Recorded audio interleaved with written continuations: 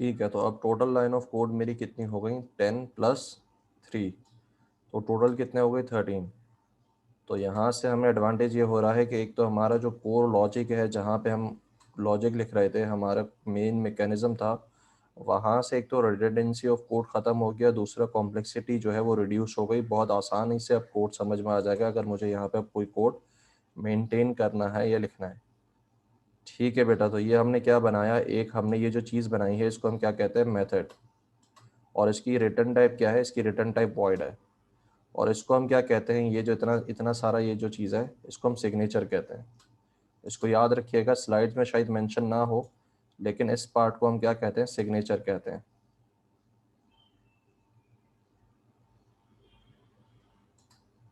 ठीक है, किसी भी मेथड का सिग्नेचर क्या होगा, उसका सिग्नेचर ये होगा।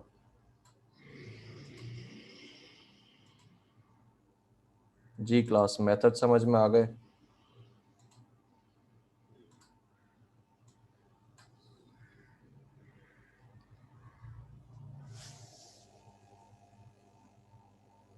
तो अगर मैं अभी ये पूछूं कि आपके पूरे प्रोग्राम जो अभी हमने बनाया है उसमें कितने मेथड्स हैं, आप मुझे बता सकते हैं?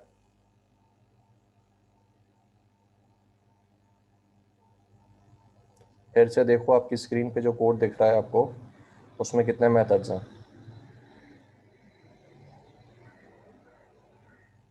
अच्छा, जो बच्चा एक कह रहा है बेटा, उसको मैं ये कहूँगा कि मेन का जो आपके पास मेथड है उसको हम क्या कहते हैं, मेथड ही कहते हैं। तीन वाला कौन है, मोहम्मद, उसामा और शुएब दाऊद, तीसरा कौन सा है? हाफिज, मोहम्मद, उसामा और शुएब दाऊद, तीसरा कौन सा आ गया बताओ? ओके, तो दो ही मेथड है। पहला मेथड मेन का है, दूसरा मेथड हमारा मेथड है जो हमने बनाया है। ठीक है, यहाँ तक बात समझ में आ गई।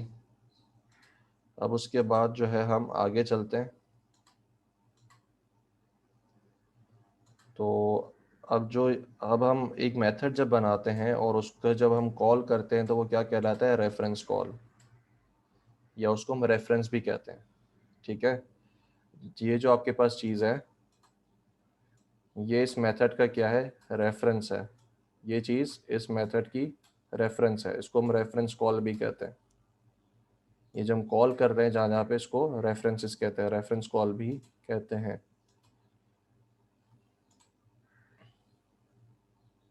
अच्छा, अब इसी चीज़ को हम क्या करते हैं, हम फंक्शंस के थ्रू इम्प्लीमेंट करते हैं। अभी जो हमने मेथड बनाया है, इसको हम क्या करते हैं, इसका अब हम यही काम फंक्शन के थ्रू करते हैं। फंक्शन बनाने का तरीक़ेकार क्या होता है, पब्लिक, स्टैटिक, और उसके बाद आप डेटा टाइप बताते हो। तो मैंने कहा इंटीजर और माय फंक्शन। अब इसके अंदर हम क्या करेंगे, यही कोड हमें दोबारा चाहिए, लेकिन अब इसमें प्रॉब्लम क्या है, यहाँ पे आप देखोगे ये मुझे क्या दे रहा है, एरर दे रहा है। एरर इसलिए दे रहा है, कह रहा है कि ये मेथड नहीं है, ये क्या है, एक फंक्शन है। कैसे फंक्शन है, यहाँ पे वॉइड नहीं लिखा हुआ, अगर वॉइड लिखा हुआ होता तो ये मेथड बन जाता। अब जब फंक्शन है तो उसके लिए ज़रूरी क्या है, आपको एक रिटर्न वैल्यू ज़रूर करनी है। तो हमारे केस में ऐसी कोई वैल्यू नहीं है जो हम रिटर्न करवाएं, कोई ऐसी कंप्यूटेशन या ऐसी कोई कैलकुलेशन हम नहीं कर रहे जिसकी वैल्यू हमें रिटर्न करवानी हो। तो जब रिटर्न कुछ नहीं करवाना होता, हम क्या कर देते हैं, रिटर्न ज़ीरो। ठीक है, या रिटर्न नल। तो यहाँ पे इंटीजर जो है हमने इसको फंक्शन बनाने के लिए किया है। अब हम इसको भी अगर कॉल करेंगे, इसको भी जो है कॉल करने का तरीका क्या है, सेम उसी तरीके से रेफरेंस कॉल बनती है, my function and my function. इसको मैं कमेंट कर देता हूँ। अब चलाते हैं, तो यहाँ पे आप देखोगे वही एग्जैक्टली काम कर रहा है जो आपके पास मेथड कर रहा था। तो फंक्शन और मेथड में क्या डिफरेंस है, मेथड के अंदर वॉइड लिखा हुआ होता है और वो कुछ रिटर्न नहीं करता। फंक्शन के अंदर डेटा टाइप लिखी होती है और वो कुछ ना कुछ रिटर्न कर रहा होता है। ठीक है जी, फंक्शन भी क्लियर हो गया? जी बेटा, फंक्शन भी क्लियर हो गया सबको?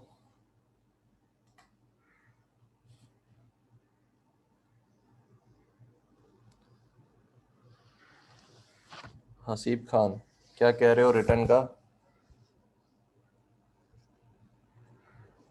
मोहम्मद हुसैन, वॉइड का मतलब होता है कुछ भी रिटर्न नहीं करना, लेकिन फंक्शन क्या है, उसको रिटर्न लाजमी करना होता है। नशमिया और हसीब खान, अभी हम फंक्शन की एग्जांपल को देखेंगे और मज़ीद, तो आपको क्लियर हो जाएगा कि रिटर्न क्या करता है। नशमिया और हसीब खान, अभी हम आगे फंक्शंस के काम को देखेंगे तो उससे आपको क्लियर हो जाएगा। ठीक है,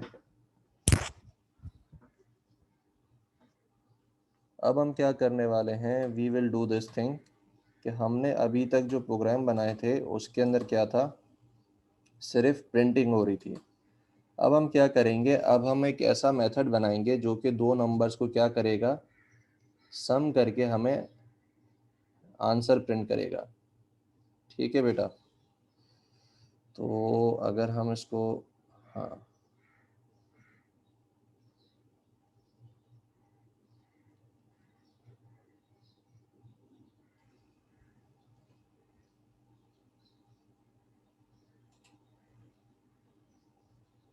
मोहम्मद हुसैन, वो मैं अभी एग्जाम्पल करवाऊंगा तो आपको क्लियर हो जाएगा।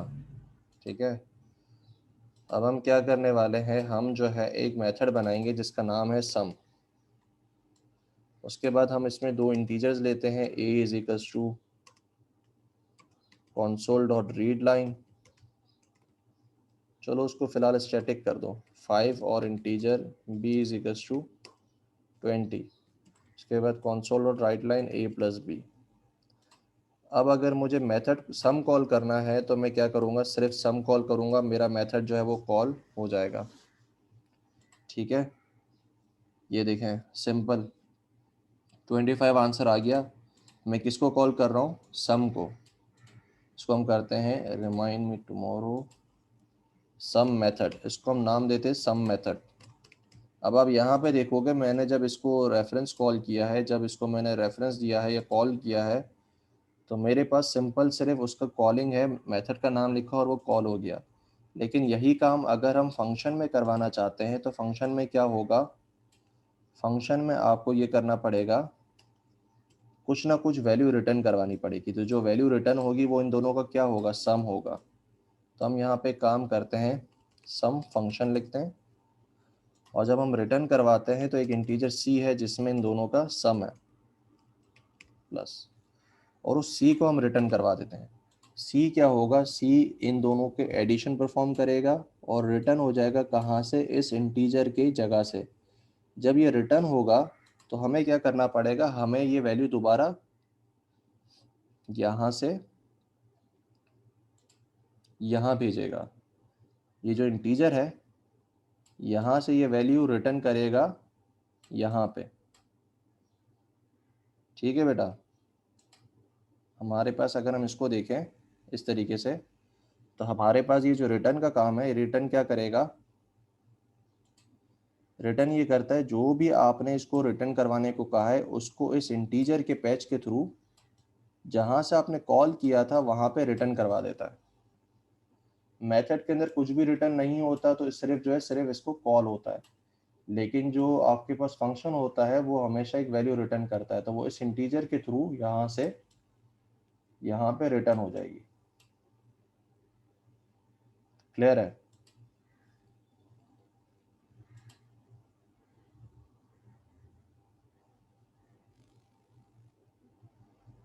अब जब रिटर्न होगी तो हमें क्या करना पड़ेगा, इस वैल्यू को जो हमें रिटर्न हो रही है उसको किसी वेरिएबल में सेव करवाना पड़ेगा। तो हमने कहा integer y is equals to some function. ठीक है, अब इस जो वैल्यू रिटर्न हुई थी वो वैल्यू किस में सेव हो गई, y के अंदर सेव हो गई। अब हम उसको जो है प्रिंट करवा सकते हैं। तो हमने कहा y को प्रिंट कर दो। अब आप देखोगे कि 25 दोनों में सेम आंसर आ रहा है। ठीक है, तो रिटर्न मेथड मेथड क्या करता है, कोई वैल्यू रिटर्न नहीं करता, इसलिए हमने उसको वहीं पे प्रिंट करवा दिया।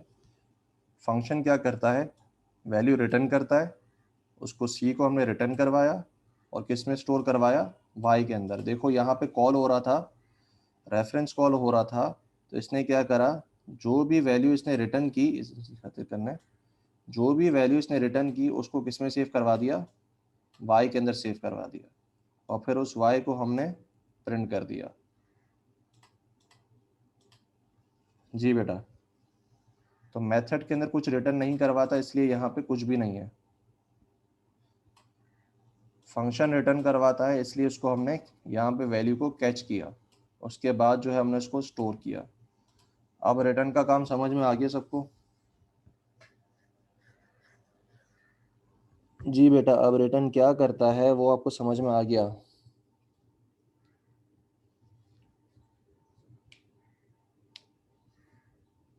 हसीब खान कहाँ गया? हसीब खान और नशमिया बेटा, आप दोनों को रिटर्न के अंदर प्रॉब्लम थी, अब रिटर्न समझ में आ गया रिटर्न क्या करता है? हसीब खान रिप्लाई करो। हाँ, क्या कह रहे हो? अगर हम अभी क्या करें, रिटर्न ज़ीरो कर दें तो आपके पास ज़ीरो प्रिंट होगा। अगर आपने यहाँ पे ज़ीरो कर दिया, रिटर्न ज़ीरो, तो वो क्या करेगा? ज़ीरो प्रिंट करेगा। ये देखो, जो भी रिटर्न करोगे वो वाई के अंदर जाके सेव हो जाएगा। तो यहाँ पे क्या हो रहा है? रिटर्न ज़ीरो करने से ये ज़ीरो हो जाएगा।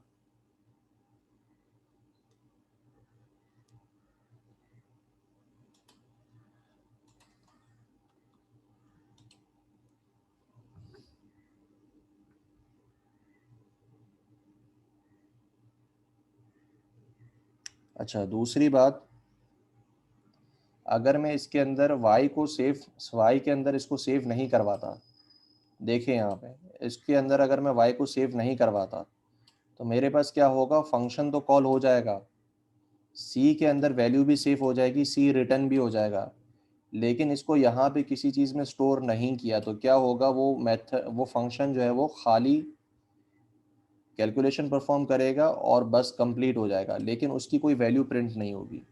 ठीक है, यहाँ पे देखो सिर्फ 25 लिखा हुआ है जो कि मेथड से आ रहा है। फंक्शन का काम हुआ, लेकिन फंक्शन के जो है वैल्यू हमने सेव नहीं करवाई कहीं पे, इस वजह से जो है उसकी कैलकुलेशन प्रिंट नहीं हो रही। इसका ख्याल रखिएगा। समझ में आ गया बेटा यहाँ तक?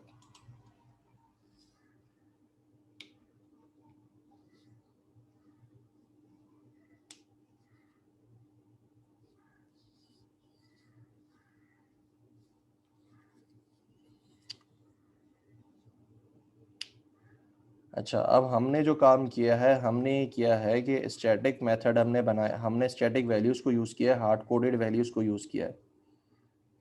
ठीक है, हार्ड कोडेड वैल्यूज़ को यूज़ किया है, मतलब 5 और 20 मैंने कोड में मेंशन कर दिया है। यहाँ पे भी 5 और 20 मैंने कोड में मेंशन कर दिया है। अब आपको एक काम करना है, एक मेथड बनाना है और एक फंक्शन बनाना है जो कि क्या करेगा?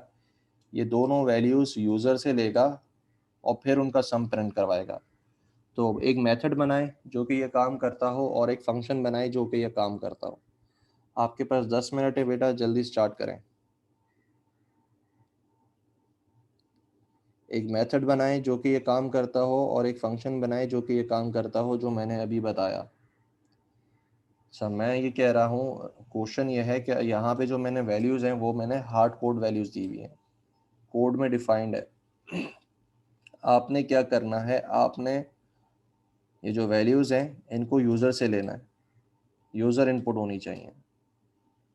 अब आप एक मेथड बनाएं और एक फंक्शन बनाएं और फिर वो जो काम करता हो, यूज़र से वैल्यू लेके उनका सम प्रिंट करता हो, उसको कोड करें। 10 मिनट है आपके पास, जल्दी जो है इसको इम्प्लीमेंट करें।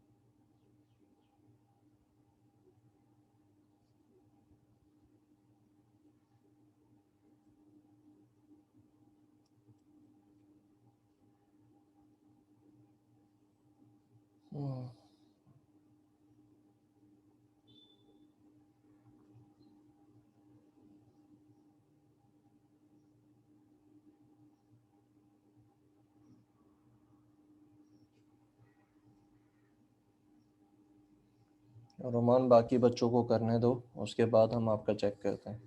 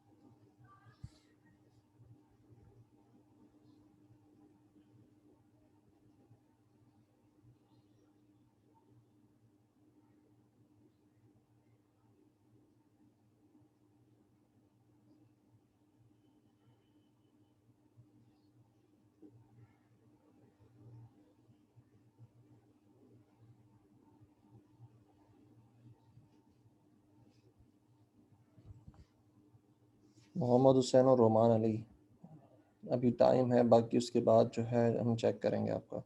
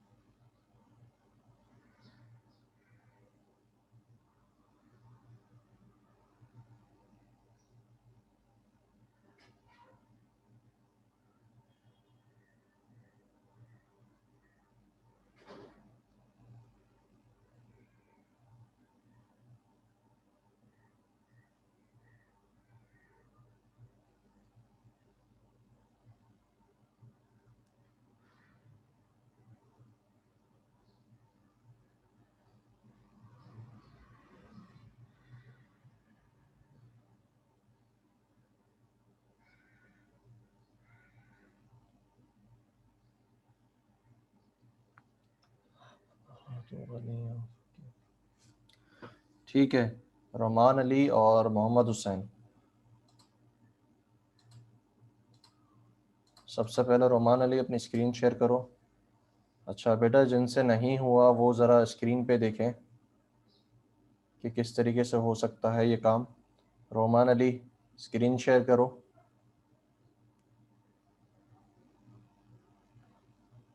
हाँ, ऊपर करो ज़रा कोड को।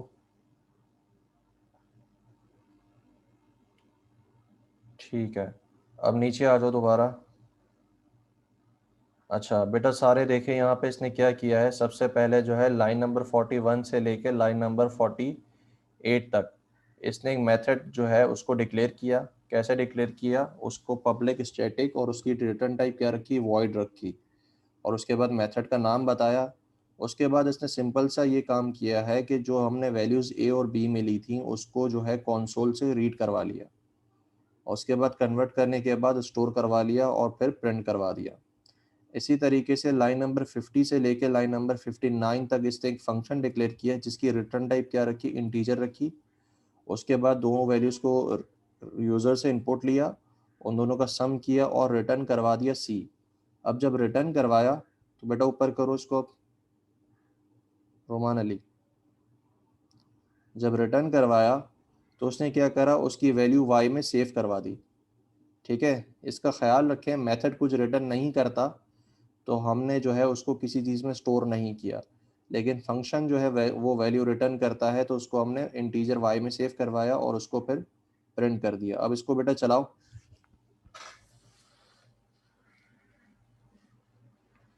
पहले में डालो 10 और 20, 10 एंड 20, आंसर क्या है 30। अब दूसरे में डालो 40 एंड 50, आंसर क्या आएगा बेटा 90। ठीक है, समझ में आ गया। अच्छा, अब जो है एक और स्टूडेंट का चेक कर लेते हैं, that is Mohammad Hussain. Mohammad Hussain screen share करो।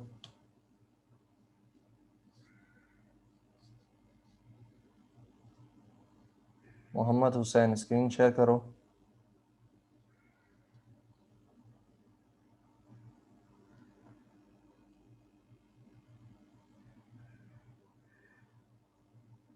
आपने सिर्फ फंक्शन बनाया बेटा, और उसमें पैरामीटर्स क्यों पास कर रहे हो? अभी तक हमने बेटा वो पहुंचे नहीं है वहां तक। जितना काम कहता हूँ बेटा उतना करो, पेपर में ज़्यादा काम करोगे तो फ़ायदा, सॉरी नुकसान आप ही को है, वो चीज़ कैंसिल हो जाएगी। ठीक है, तो इसका ख्याल रखो।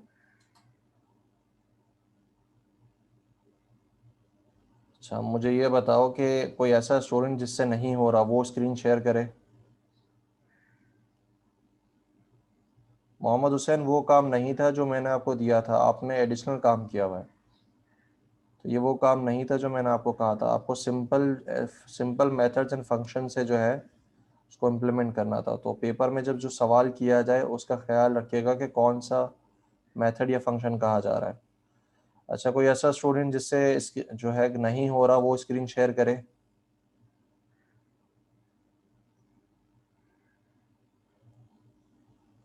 आदम हुसैन, नशमिया, हसीब खान, बेटा आप लोगों से हो चुका या नहीं हो रहा?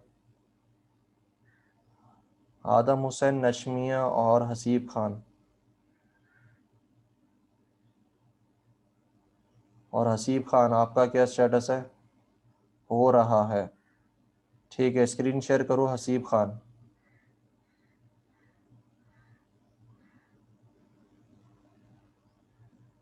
हसीब खान स्क्रीन शेयर करो, दिखाओ क्या किया है।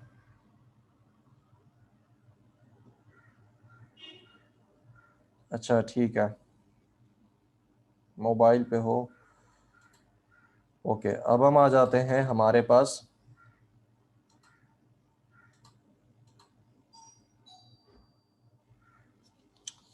रिटर्न टाइप्स के ऊपर। अब अभी तक हमने पढ़ा कि मेथड जो है हमारा उसमें कोई रिटर्न टाइप नहीं होती, लेकिन फंक्शन में रिटर्न टाइप होती है। तो अब यहाँ पे हम देखेंगे कि दूसरी कौन सी किस्म की रिटर्न टाइप्स हो सकती हैं और उसमें किस तरीके की वैल्यूज रिटर्न हो सकती हैं। तो सबसे पहले हमने इंटीजर की रिटर्न टाइप देखी, उसमें आप देखोगे कि एक इंटीजर रिटर्न हो रहा है जो कि दोनों का सम है। उसके बाद स्ट्रिंग रिटर्न टाइप होगी जिसमें रिटर्न क्या हो रहा है, एक स्ट्रिंग रिटर्न हो रही है। उसके बाद बूल रिटर्न टाइप होगी जिसमें क्या है, एक बूलन वैल्यू जो है वो रिटर्न हो रही है। उसके बाद डबल अगर रिटर्न टाइप है तो उसमें देखें क्या रिटर्न हो रहा है, रिटर्न एक डबल वैल्यू हो रही है।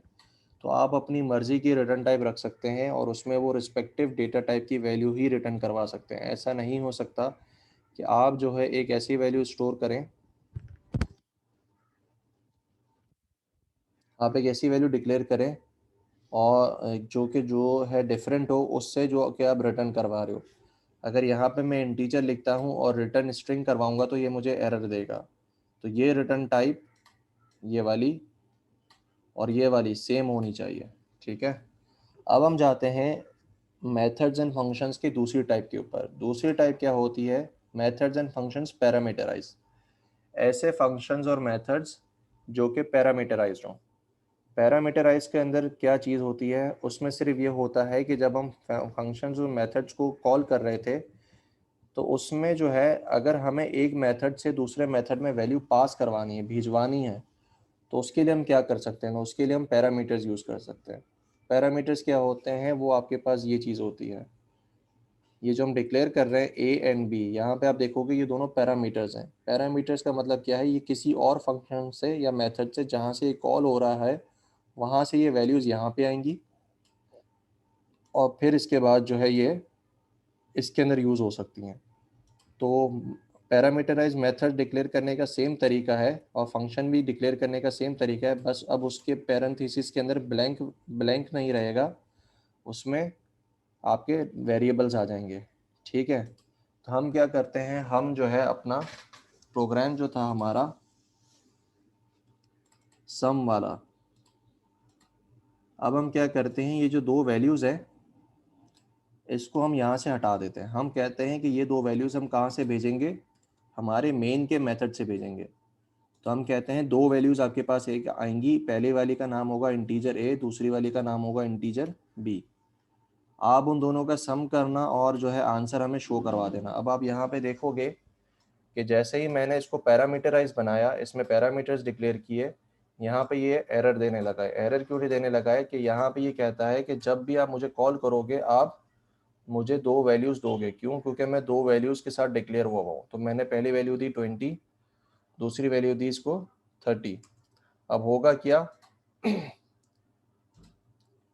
ये जो दो वैल्यूज़ हैं 20 और 30, 20 जाएगा यहाँ पे, 30 जाएगा यहाँ पे, और फिर ए और बी दोनों का सम होके मुझे आंसर शो करने लगेगा। ठीक है, तो इसको चला के देखते हैं।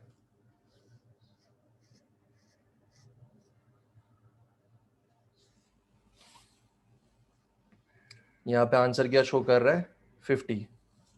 तो अब हम क्या कर सकते हैं, एक मेथड से दूसरे मेथड जिसको हम कॉल कर रहे हैं उसमें अपनी वैल्यूज़ भी पास कर सकते हैं।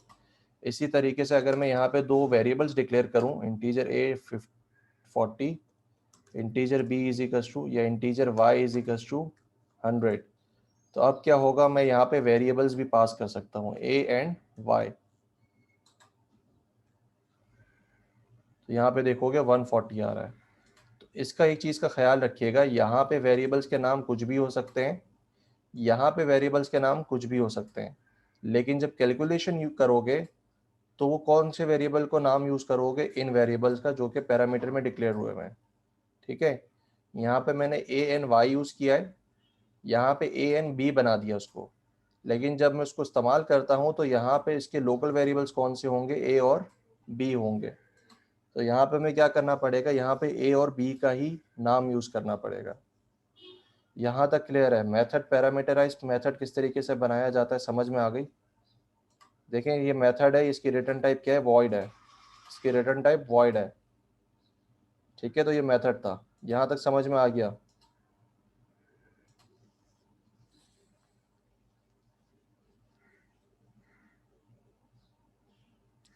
ठीक है, अब हम यही काम जो है फंक्शन के लिए करने जा रहे हैं। तो फंक्शन के लिए हम क्या करेंगे, इंटीजर ए इंटीजर बी, इन दोनों को हमने सी में सेव करवाया। अच्छा, यहाँ पे एक बार डिक्लेयर कर दिया तो दोबारा डिक्लेयर अब हम नहीं कर सकते, ये एक बार डिक्लेयर हो गया दोबारा हम डिक्लेयर नहीं कर सकते। तो integer C is equals to A plus B, और रिटर्न करवा दिया सी।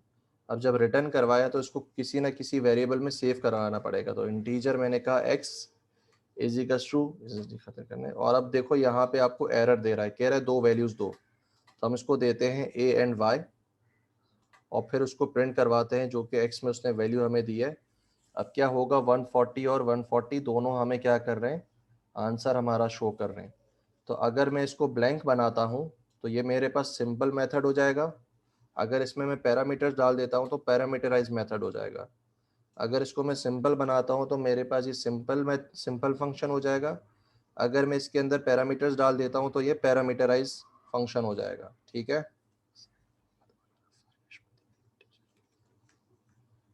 ठीक है, तो पैरामीटराइज फंक्शंस और मेथड्स क्लियर हो गए? जी बेटा, सबको क्लियर हो गए? ये इसकी जो है एग्जांपल्स है यहाँ पे।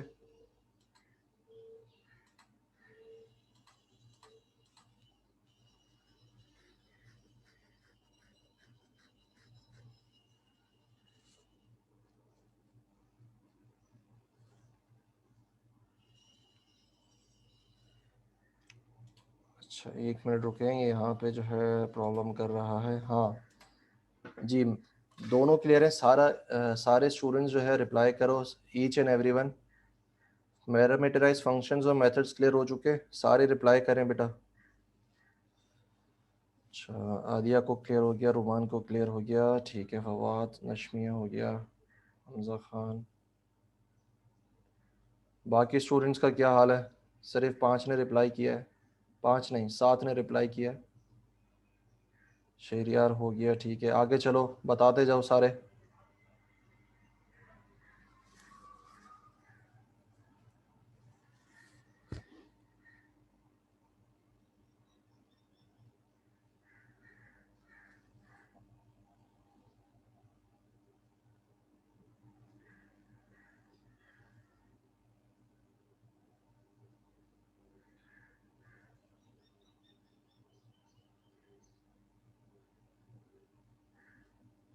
अच्छा सबको क्लियर है, तो अब यही काम करना है आपको। दोबारा वही टास्क दे रहा हूँ। टास्क क्या है? वही काम है कि यूज़र से इनपुट लेना है और उसका सम शो करवाना है। लेकिन इस बार होगा क्या, आप यूज़र से वैल्यू किस मेथड में लोगे? मेन के मेथड में लोगे, और फिर पैरामीटराइज फंक्शन और पैरामीटराइज मेथड बनाओगे। फिर उन दोनों वेरिएबल्स को आप पास करवाओगे मेथड्स और फंक्शंस में, और फिर उनका सम शो करवाओगे। तो अब जो है यूज़र से जो आप इनपुट लोगे वो कहाँ लोगे? मेन के मेथड में लोगे, और पैरामीटराइज फंक्शंस और मेथड्स के थ्रू उसको इम्प्लीमेंट करोगे। जी बेटा, टास्क वही है, लेकिन अब पैरामीटराइज मेथड्स एंड फंक्शंस के थ्रू करना है। और वैल्यूज़ कहाँ से लेनी है? मेन के मेथड से लेनी है। स्टार्ट करें टास्क। 10 मिनट है आपके पास, टास्क स्टार्ट करें।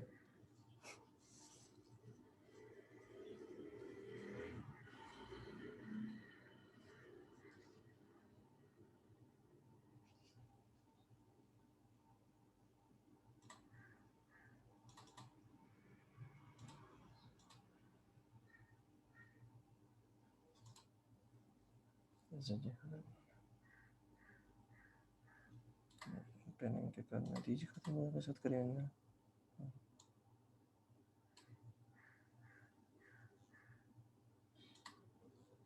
इसमें जो है ग्लोबल वेरिएबल्स, इसमें लोकल वेरिएबल्स नहीं, इसको डिलीट करो। इसमें जो है तुम्हारे पास साथ ही है, मध्य वर्ग ना करें, ठीक है।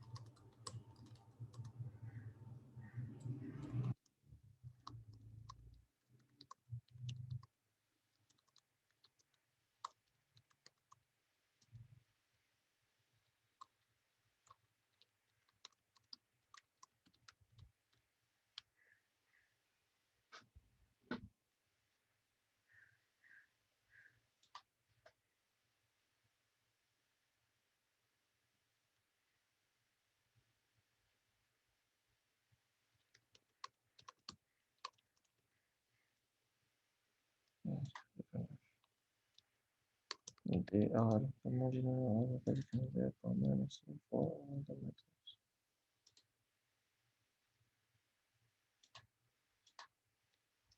Functions.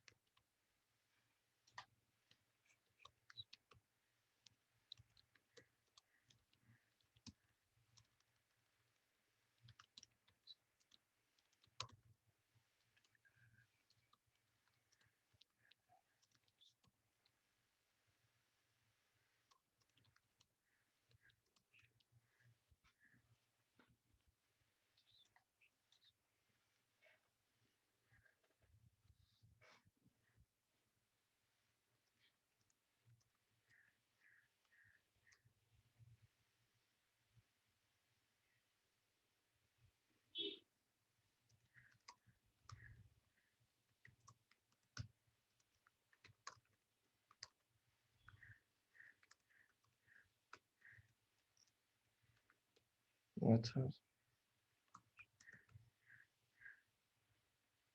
method function گذاشتم.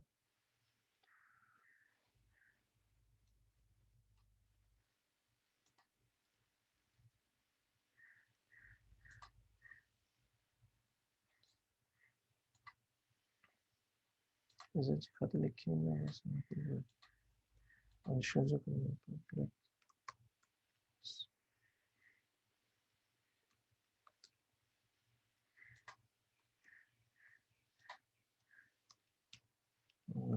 कि कॉपी कर पेस्ट